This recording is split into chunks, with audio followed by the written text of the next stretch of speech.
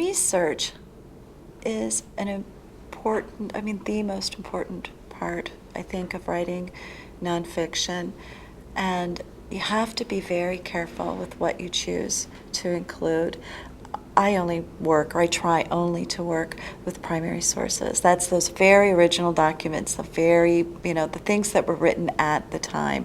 So if I'm going to do a biography of Abraham Lincoln, my favorite sources are those that come from the actual time. So speeches from Lincoln, things that he's written, letters, things that friends have written about Abraham Lincoln, or enemies which is always more interesting.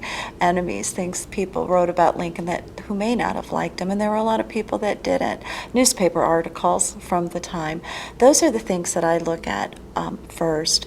If I find it in a secondary source, that means if some other author wrote and said it was true, my rule of thumb is that I need to find it 3 other places before I can assume that what that particular author told me is absolutely true, which is a shame because sometimes you find really great anecdotes, a great story, and you realize that you've only found it once, and if you can't verify it, you can't use it.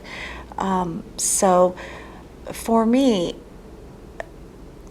I love it. Research really is, it's an adventure. It's a discovery process. I'm always digging, and I never know what great little nugget, a little gem I'm going to uncover.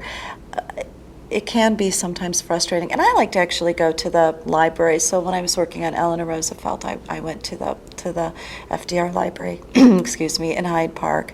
When I was working on the Lincolns, I spent a lot of time at the Abraham Lincoln Presidential Library, and other small archives. And then, of course, there's the Library of Congress that has all of the Lincoln papers. They've digitized them now.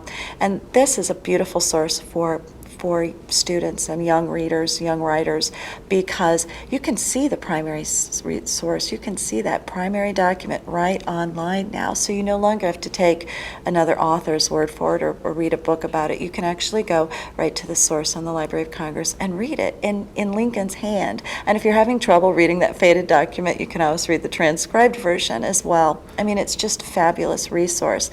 That said, when you use resources on the internet, you have to be very careful about which ones you're using. And it's hard. Even I have a hard time telling the difference between what's accurate and true and what is not.